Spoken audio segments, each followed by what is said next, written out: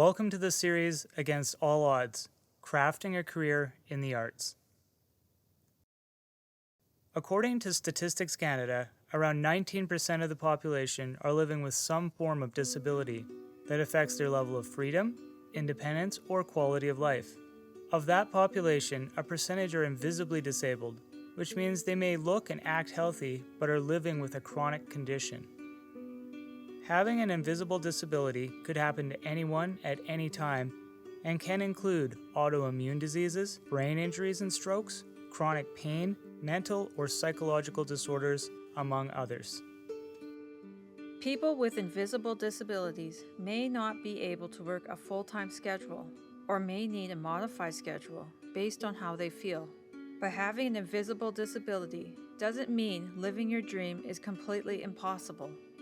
In this series, we will share with you stories of invisibly disabled professional craft artists who work or sell their art in Edmonton.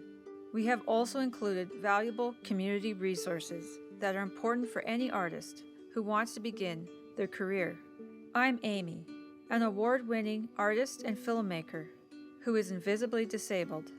And together with my husband Tanner, I will be sharing the stories of local artists with invisible disabilities. And I will take you to different places in the community to show you where support is available. It is our hope that with this series, anyone looking to begin their art career will know where the supports and resources exist in our community. We also hope, if you are invisibly disabled, the stories of the artists included in this series will help you see how it is possible to have a career in the arts, or inspire you to explore the artistic medium you have been curious about.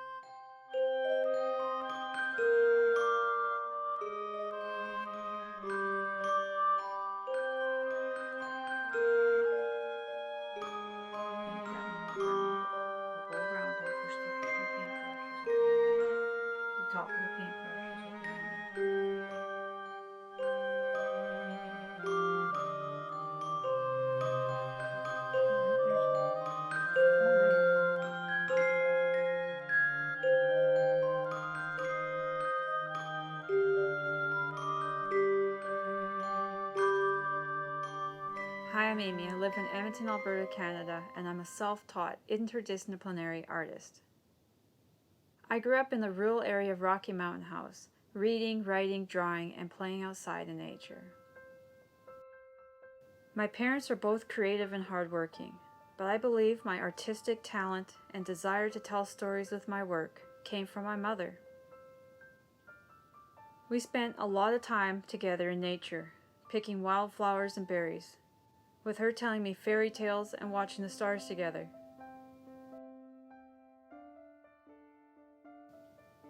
From those things, I found the inspiration for much of my work. My mom is the reason why I do so many different types of artwork in so many mediums. She allowed me as a child to take an uninhibited approach to reading, writing, drawing, photography, and all sorts of other crafts. We didn't have a lot of money, but she encouraged me to try any type of art and craft I wanted, and bought me the supplies.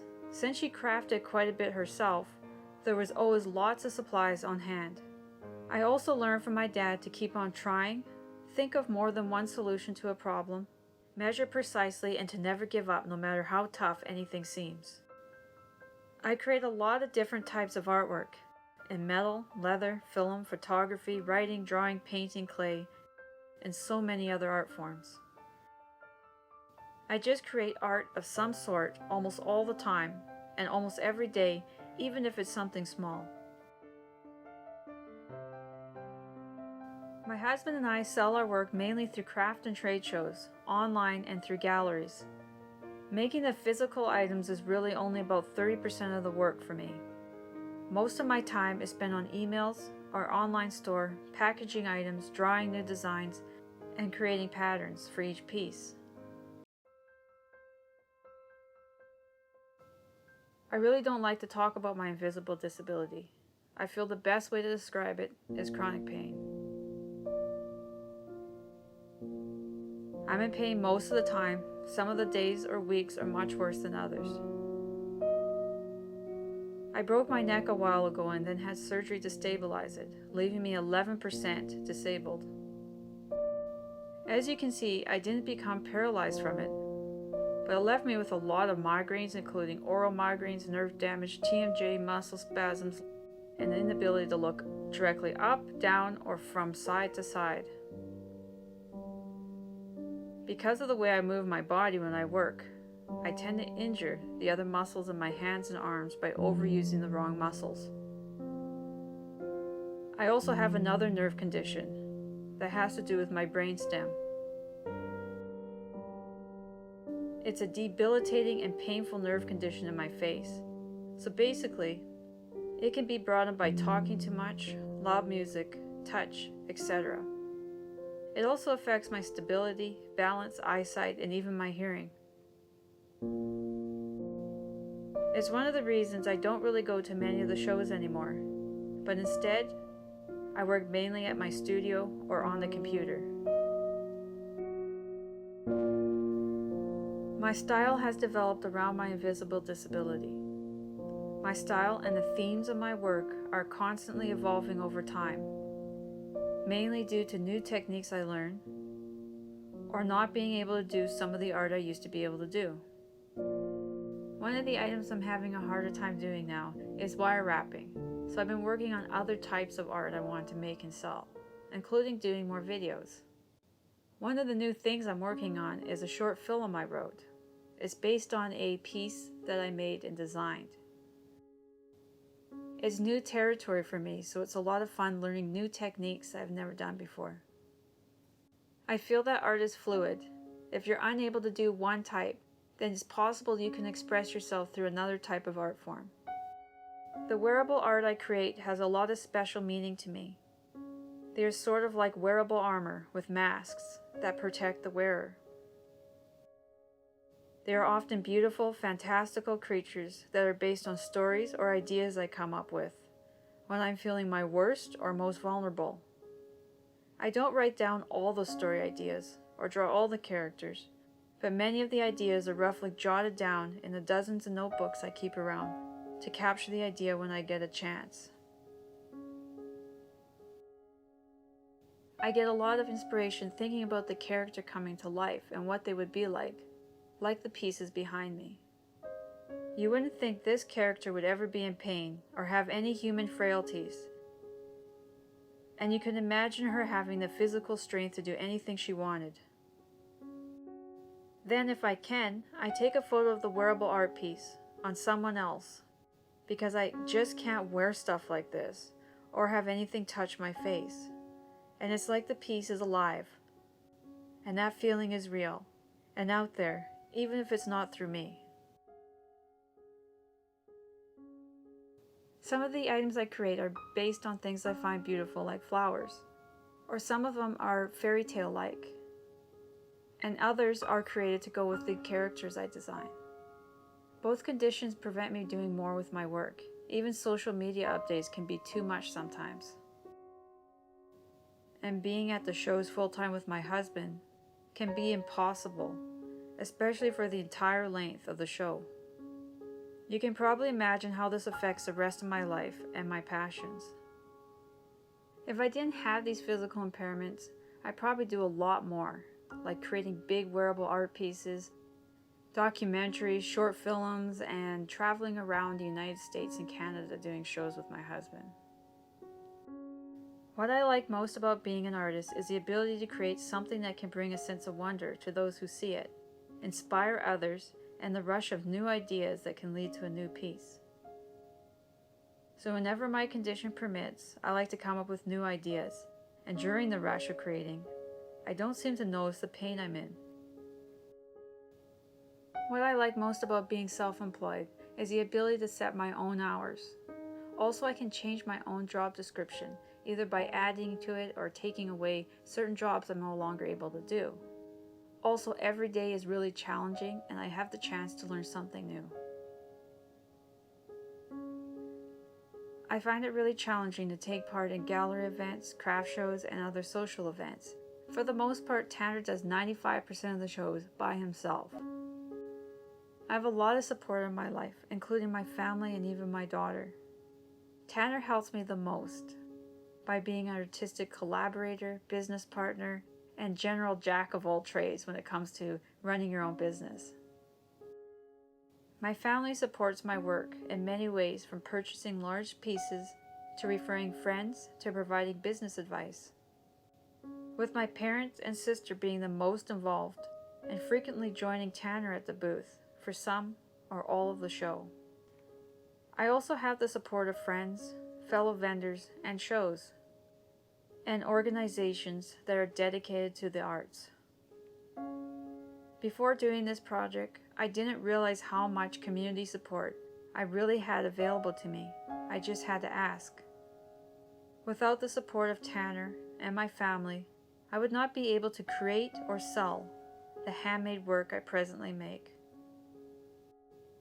I don't really have a favorite medium since I do so many different types of artworks and crafts, but what I can say that brings me the most joy is anything that has a camera involved that captures my art or ideas.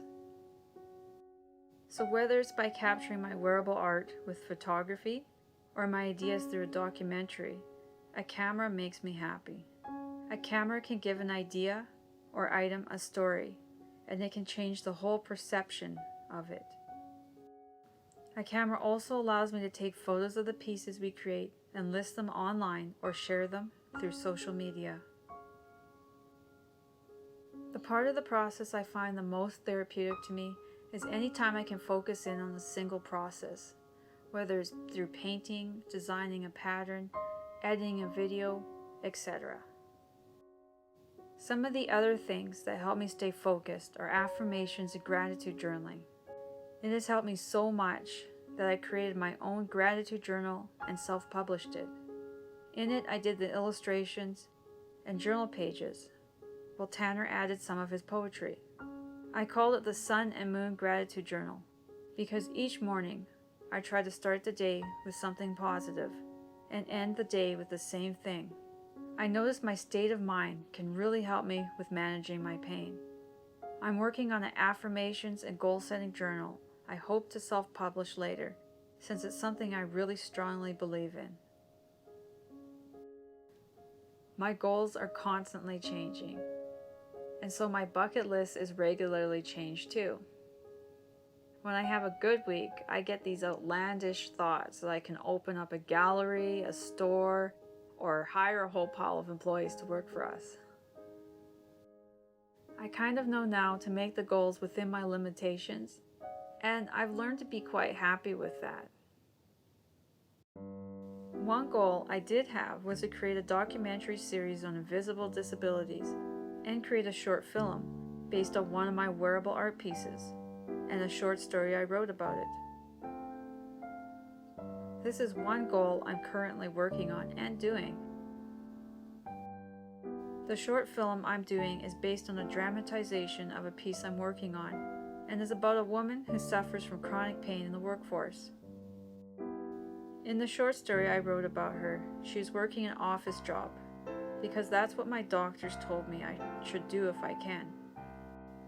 I imagine what it would be like to work in an office with chronic pain and base the story off of that. I titled it Invisible People because invisibly disabled people tend to feel invisible and have what they are going through unacknowledged. Success for me as an artist is the ability to finish one of my goals. Also, if I'm able to put through my emotions into each piece, that makes me happy as well. And if other people like it, that's always something that makes me feel happy. The advice I give to someone who is starting out in a similar situation to me is start slowly. And if something hurts, see your doctor to make sure you're not making something worse for yourself, so you can continue to do the art that you love to do. Don't push your body to extremes, because it may mean that you're unable to do anything for a week or longer. Also, don't become too attached to one type or style of art or craft. Try to be flexible. You may only be able to do one type of artwork once a week, or you may have to stop entirely after a certain point. I've had to stop doing so many techniques and mediums I loved, but try not to give up on art entirely. Find another medium you can express yourself in. In time, you will hopefully learn to love it as well. One thing I want everyone to know about people with invisible disabilities is not everyone can perform the same tasks at the same level. If the person is not actively participating or offering to help, you should not assume it's because they don't want to, and should rather assume there may be a good reason, and then ask someone who is offering. The whole saying of, "If I can do it, you can too," has to go away, because it leads to embarrassment, injury, and potential worsening of an already bad scenario for someone.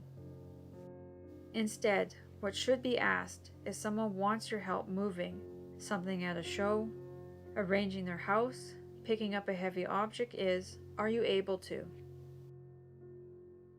One of the major problems with trying to make a living as an artist is the high costs of the major shows. An artist, especially if they are disabled, has to dedicate their entire existence to making pieces to sell. First to pay off the overpriced booth, then to pay off their supplies, then their time, and most of what is left is used to pay for the next show. This can leave even well-known artists in a cycle of poverty. A lot of artists can't stop this loop because they would lose their investment. One thing that may help all artists is a cap on booth rental fees. Some of these shows are run in government buildings, which are offered free for other events, so why not for the arts?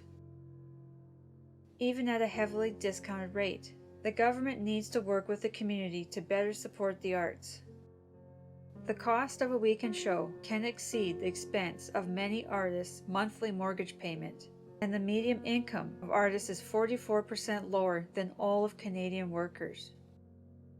Art and craft shows are an important part of the artist's journey because they provide an opportunity to display and sell their work in a non-gallery setting to the public. Shows also allow the artist to get direct feedback from customers about what they like or don't like about their work. They also allow an artist to experiment and develop something completely new. These shows also bring customers and much needed income which is necessary for the artist to survive and continue to make their work.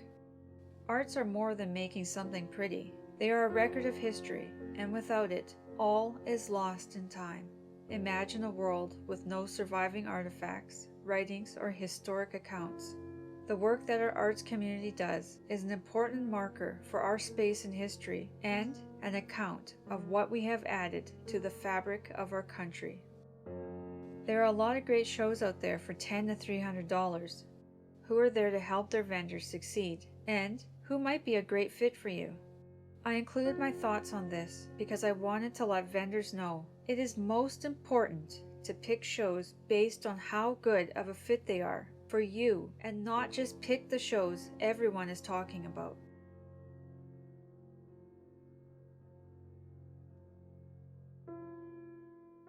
My 3 pieces of advice for anyone who wants to start a career as an artist is 1. Make goals. Lots of them, and then break them down into bite-sized actionable goals or steps so you can complete each small goal that builds into completing the larger goal.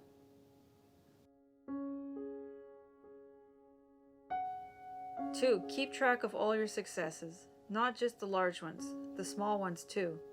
Once you start seeing all your successes, you'll be able to imagine bigger and bigger accomplishments and complete those too. Number 3, take lots of breaks. Schedule them in if you need to, and let your body rest. If you didn't finish everything you needed to for the next show, no one's going to know, and it's more important that you feel great.